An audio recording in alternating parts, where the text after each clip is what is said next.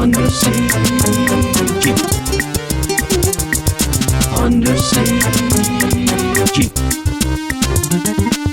Today's show is about the great barracuda. They mainly live between 6 and 45 feet, usually near the surface. But G has seen them below 90 feet. That's 27 meters for my metric friends. A barracuda's lifespan is up to 14 years. Barracuda generally live between 30 degrees north and 30 degrees south. They're usually 2 to 4 feet long, but barracuda can grow over 6 feet in length. That's 1.8 meters. Barracuda is not only a really cool song, they're amazing fish. When you dive with barracuda, they do something really unusual. You can look at a barracuda and it will look back at you like a stare down. If you go up, they go up. If you go down, they go down. They never move while doing this. So if you're not aware you're going up, and to you the barracuda looks like it's not moving at all, then you think you're not moving at all. This is really bad for divers. I will explain why in our next Undersea G entitled, What Diving Does to Your Body and Why. Barracuda are the only underwater animal that I have observed exhibiting this behavior. Barracudas have a massive lower jaw. Their entire mouth has many sharp teeth. Some even stick out of their mouths. Barracudas hunt using 2 different techniques. If the prey is small, barracuda will swallow them whole, like a piece of popcorn. If the prey is large, the barracuda will try to cut the target in half and consume the parts that are left. They're opportunistic hunters that mainly use sight for hunting. Barracudas usually are in the horizontal orientation. This might not sound unique, but it is unusual. They use their large swim bladders to go up. This gives the appearance like they're riding an elevator. The only time I've ever observed barracudas swimming at an up or down angle like other fish has been when they are about to attack. If you ever see a barracuda angled up or down, just hang there. Look where the barracuda is pointing. There will be the fish it is going for. This is the largest barracuda I have ever seen. It was over 6 feet, 1.8 meters long. I have never seen any other barracuda that comes close to this. These fish reflect light like a mirror. They have speed to spare. Barracudas are an essential part of our ecosystem. Like sharks, the barracuda keep the fish population healthy by removing the sick and injured, thus maintaining equilibrium for the critical balance of life. Undersea G. This week on Undersea G, we're exploring what diving does to your body and why. Let's learn some science. Undersea G. Undersea G. The world were the size of a basketball, the atmosphere would be the thickness of a sheet of paper. Not this way, but this way. Can you see that line? G's holding it, and he can barely see that line. Our atmosphere extends out 60 miles above the Earth. The weight of this atmosphere is felt by every one of us every day. Don't freak out. The atmosphere is not very heavy. It turns out that all of the atmosphere, 60 miles of it, only weighs 14.7 pounds per square inch. A gallon of salt water weighs 8.3 pounds. That means that 2 gallons of salt water actually weighs more than 60 miles of our Earth's atmosphere. This weight is where the difficulties in diving begin. Our bodies are mostly made up of dense stuff. Blood, muscles, nerves, bones. You know, the concoction that we call humans. Our bodies do have a few open voids. Lungs and sinuses are the main ones. Ever go down in the pool and your ears pop? That's the weight of the water doing its thing. When you dive down in the water, all of that water on top of you weighs down on you. 60 miles of the atmosphere weighs 14.7 pounds. When you dive down to 33 feet, that 14.7 pounds doubles to 29.4 pounds per square inch on your body. Watch this water bottle as I take it down 33 feet. There's nothing special about the water bottle. It was full of air at the surface. It is impressive to see what happens as I descend. The same thing is happening to my lungs at this same time. Divers counteract this pressure with several techniques. We clear, i.e. we pop our ears. Divers don't hold their breath while diving. Scuba equipment also helps by providing higher pressure air for divers to breathe when the diver is in a high pressure environment, i.e. deep in the ocean. Recreational diving has a limit of 135 feet. When you pass this depth, oxygen toxicity and nitrogen narcosis become very dangerous. So only licensed divers exceed these depths. When this soft drink was created, the maker injected carbon dioxide into the can to make it fizz when you open it. The same thing happens to divers as we go down into the ocean. The only difference is that carbon dioxide was used in the drink. In our bodies, nitrogen is forced into our tissues as we descend. To get the nitrogen back out of our bodies, divers rise slowly. All dives have a 3-minute safety stop at 15 feet. Technical divers may make many stops along the way. We have to get the nitrogen out of our system before we can return to the surface. What happens if a diver was to rush and not do safety stops? Just like the soft drink, the bubbles have to come out. The bubbles in this drink came out and can be cleaned up with no problem, no harm, no foul. The nitrogen bubbles that come out of our tissue go into our blood. This is very bad. These bubbles cause serious injury to a diver and may end their life. The important lesson here is that diving is safer than driving a car. When you follow the rules, G has been diving for over 25 years. I love and respect everything about diving. Because I follow the rules, I hope to be diving for a long time. Undersea G. Undersea G. Undersea G. Today's Undersea G is going to be different. This one is called Angelfish 2, just for the beauty of it. I have been so blessed to have filmed so many hundreds of hours of angelfish all over the world. And they're always so pretty and just a calming effect. And in this time when I think people need an outlet, I'm not going to help you with facts on these animals. I'm just going to let you guys enjoy the next 3 minutes of just music and beautiful, beautiful angelfish.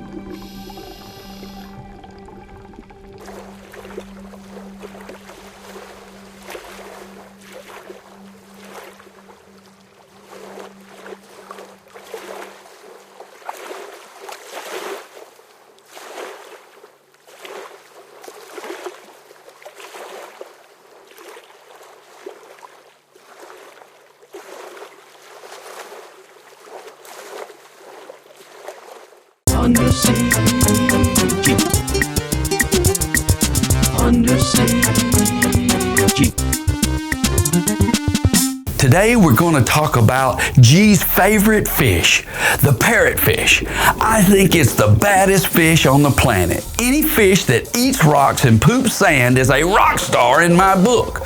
When you dive on a coral reef, all you hear is the sound of parrotfish jaws chomping down on the coral. Shh, hear it? That's the sound of millions of parrotfish teeth going about their business, keeping the reef healthy. Each parrotfish has approximately 1,000 teeth in its mouth and throat. These teeth are lined up in 15 rows, just like a shark's teeth. The parrotfish teeth are waiting to come forward when one of the old ones falls out. Recently, Dr. Poopa Gilbert did a study on parrotfish teeth. Her research showed that parrotfish teeth are some of the strongest teeth in the world. Dr. Gilbert's research also discovered that parrotfish teeth can withstand 530 tons of pressure per square inch. That's 3.5 777 Boeing jets sitting on 1 square inch.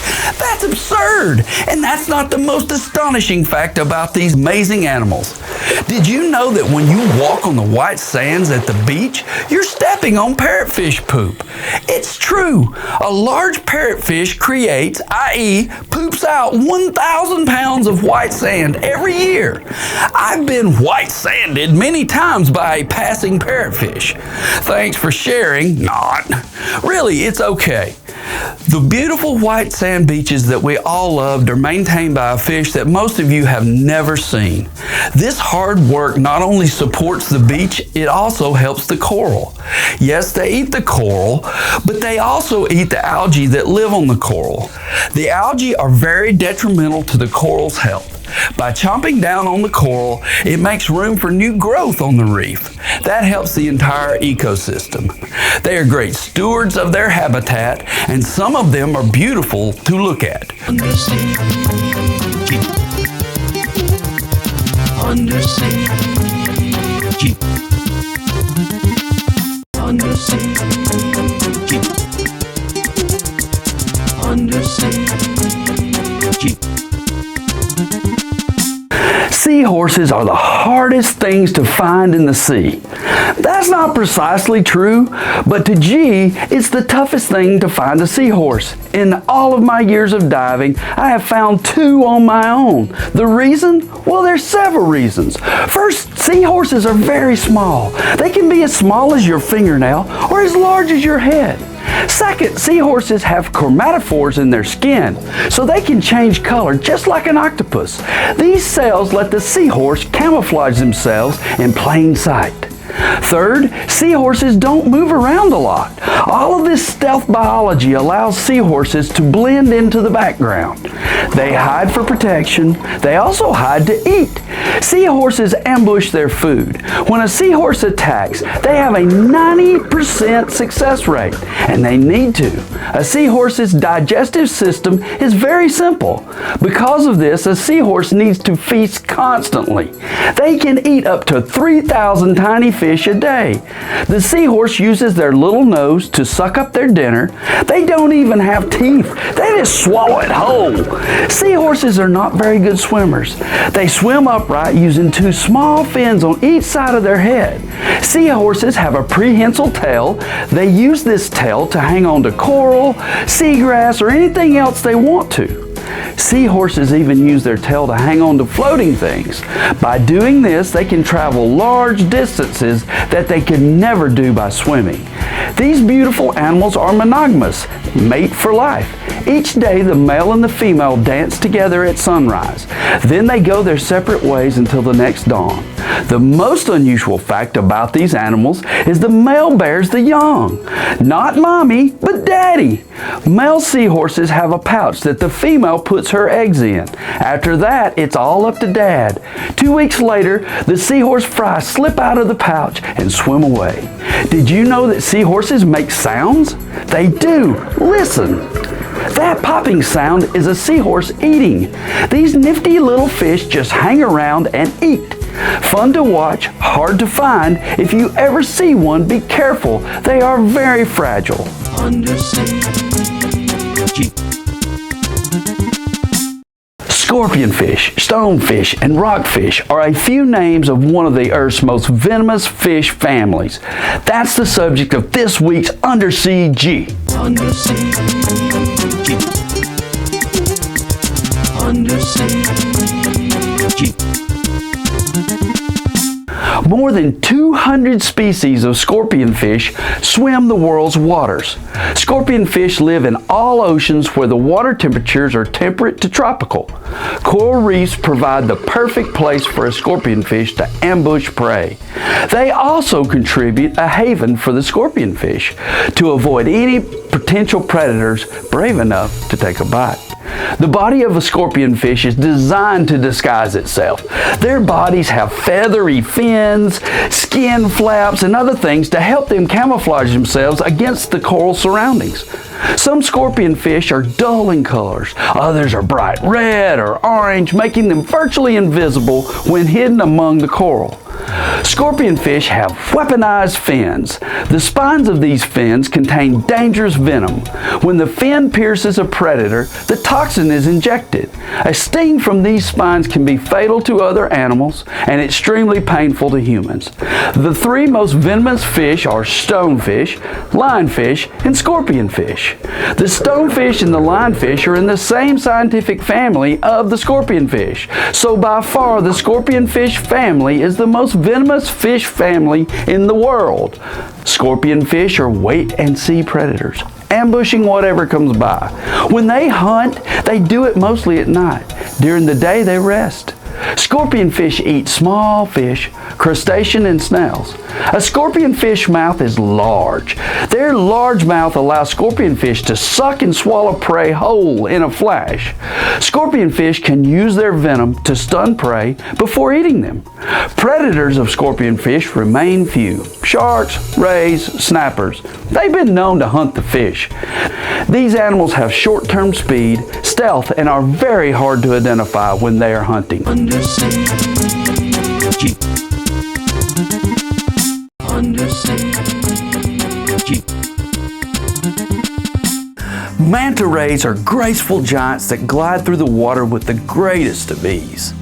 Giant manta rays can grow up to 23 feet, 7 meters from tip to tip. Manta rays live up to 50 years and start families around the age of 10. Their habitat is mainly between 20 degrees north and 20 degrees south of the equator. Manta rays can swim up to 15 miles an hour. Sometimes when you watch them glide through the water with their mouths open, they look scary. They are not. Gentle giants with lots of friends would be the way I would describe them. What's the reason that the rays swim with their mouths open? Because they are eating, of course. Manta rays are filter feeders. They open their mouths as they swim, and as they swim, the plankton and other small sea invertebrates flow into their mouths. These animals are filtered out and eaten by the ray. Here you see Brent swimming up behind the manta ray. Brent is 6 foot 2 inches tall. If we use Brent's height as a measuring guide, we can extrapolate that this manta ray is 11 foot tip to tip. Look at the manta ray's friends. These are remorae. If you count the remorae, there are over 11 of these guys hanging on for a free ride and, more importantly, a free meal. The remorae ride on the manta ray's body and eat what the ray misses. Remorae are the cleanup crew. The adult manta ray only has 2 predators, large sharks and killer whales. Manta rays sometimes jump out of the water. We don't know why. To G, it looks like they're having fun. If I could do that, I would be flying out of the water all of the time. Where did the manta ray get its name, you ask? Manta is Spanish for cloak. The definition of a cloak is a large blanket. Manta rays do look like large cloaks soaring through the water in the sea. undersea, deep, undersea, deep, The damselfish family has a quirky little genus called sergeant majors. Bold, fast, and very aggressive, these fish flourish in coral reefs. The body of a sergeant major features 5 vertical black stripes. These stripes resemble the insignia of a major in military service, so that is where they get their name. Sergeant Majors are feisty. They are so aggressive that G calls them the Chihuahua of the seas. Watch this midnight parrotfish, all 100 pounds of him, get run off by an upset Sergeant Major father, all 1 pound of him. That's a 100-to-1 ratio. G was filming a sand tiger one day when a sergeant major bit one of the hairs hanging out of my diving cap. I almost lost my mind. I was thinking I was getting attacked, and I was, but not by the shark. It was the little fish that was looking and laughing at me. The shark was thinking, what's wrong with this guy? I won't ever forget that one. Sergeant Majors lay purple eggs. The males guard the eggs and swish water over them for the 4-day incubation period. After that, the fry hatch and swim away.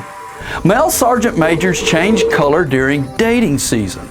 They go from gray to deep blue to deep purple, then change back to gray with black stripes when the mating season is over. Sergeant Majors can grow up to 8 inches long. That is large for a damselfish. Sergeant Majors are omnivores, feeding on algae and small invertebrates. If these fish were bigger, humans wouldn't be able to get in the ocean, I promise. Thank goodness they are small and pose no threat to humans. Remember, never swim, snorkel, or dive alone, never bother the wildlife, and only leave footprints in the sand when you leave. I hope you learned something today and every day. Click that like button and subscribe to the channel so you know when we post our next episode. And we'll see you next time here on Undersea G. Undersea G.